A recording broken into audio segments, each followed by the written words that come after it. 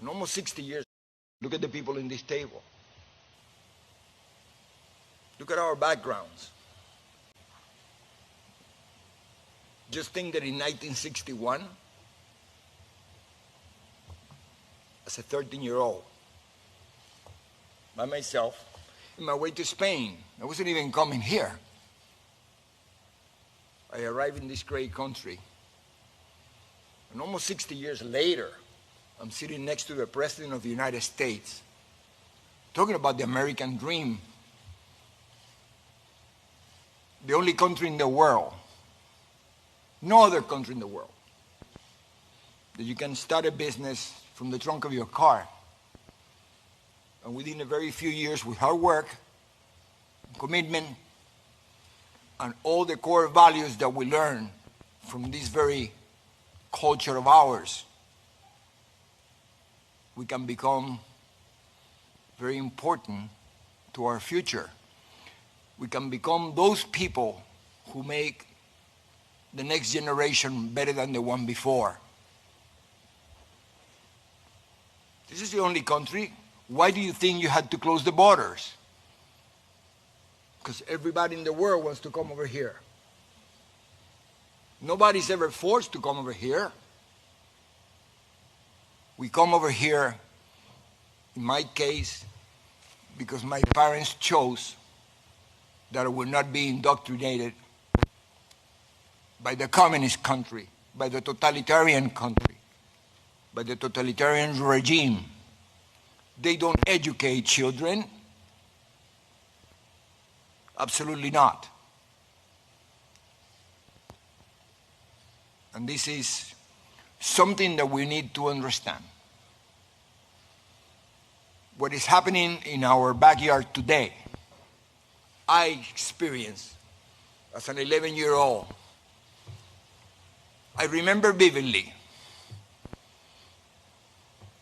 all the promises that a guy named Castro gave and how 99% of the people swallow the pill.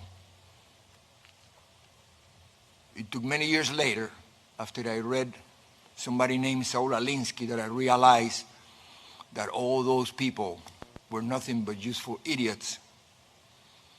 I remember Castro while in the mountains being interviewed and asked if he was a communist. He went crazy. I dare you, he says. Católico, apostólico y romano. I'm a Roman Catholic. Educated by the Jesuits, he was. How dare you?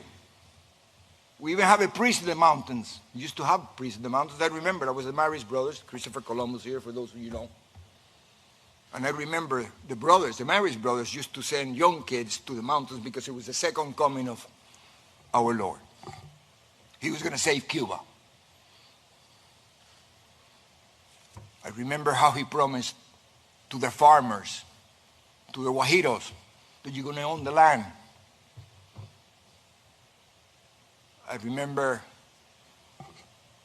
all the promises that we hear today about free education and free health care and free land.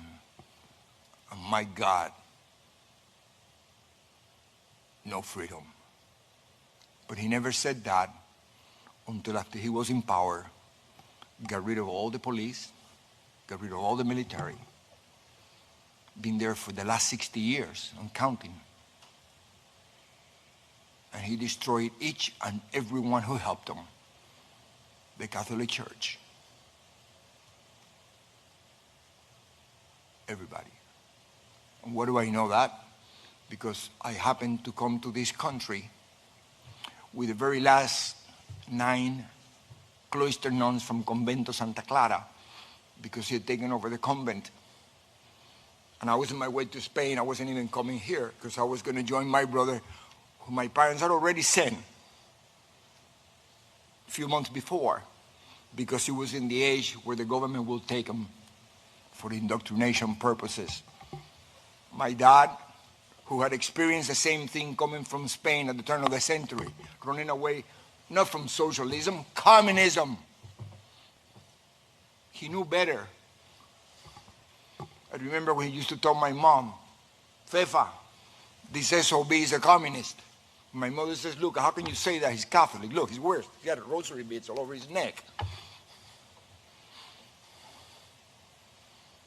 It just so happened that when I was in my way to Spain to meet my brother, I was going to go to the Maris brothers in La Coruña, España. Same brothers here like Christopher Columbus, by the way.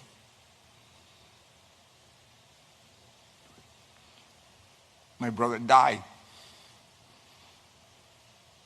and I was kept in this country.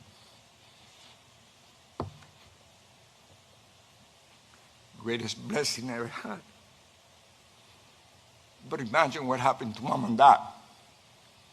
One day, you lose both kids. This is a family who had never been involved in politics. My father came at age 18 from Spain, running from communists. By himself, never went back. After a long, long life of sacrifice, when he was about to enjoy the fruit of his labors, just like a president that is helping us today, because he could have been just having a good time. One of his many beautiful golf courses, I know. But yet he gave up enjoying the fruit of his labors to do this. So did my dad. That's why I love you. Exactly the same. So when they're about to do that, from one day to the next, they end up in this country with the shirt that he was wearing on his back. And did a maximum. I've been here already 4 years. But thank God for Pedro Pan. Talking about socialism, Catholic Church, 14,000 kids who came like me in this country without parents. And we were provided an opportunity. This is what makes our country great. They didn't give me free nothing. They gave me the opportunity. That is the most valuable thing in the world. Now, when I said they didn't give me any free something, please understand that at 13 years old, I had to be provided with a home. I had to be provided with food and an education. That is socialism. That's Americanism. That's the America that these people are trying to destroy today by using funny terms like socialism. They're not. They're communist. Don't ever forget that. I know our president understands that because he knows. He's been all over the world and you're surrounded with great people, very loyal people. And we have our back. I remember the first time I gave a little speech about something like this, to tell him about I came from Cuba and blah, blah, blah. I remember this is around October 2016. I thought you were a little crazy for the sacrifice you were about to take. But I predicted that we were going to elect you in November and I was going to see you in the White House in January. Thank you very much. Because of the situations right now, I cannot give you a hug otherwise. Thank you very much. And I want to leave you with one last thing. Never forget about my dad, who only had a 6th grade education, but I think he was the greatest philosopher I ever met. He used to tell us how lucky he was because he was able to come from Spain to Cuba. And then he came from Cuba to the United States. And he saw me graduate from college, and that was the biggest prize he ever had.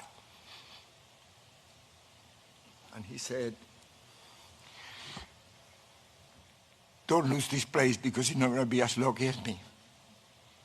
Because if you lose this place, you have no place to go. So with that, please keep that in mind. And please, people, explain that to our young people who are demonstrating out there. Don't be useful idiots. Please understand what's happening in our country. See what happens to our parents. And see what is happening to America today.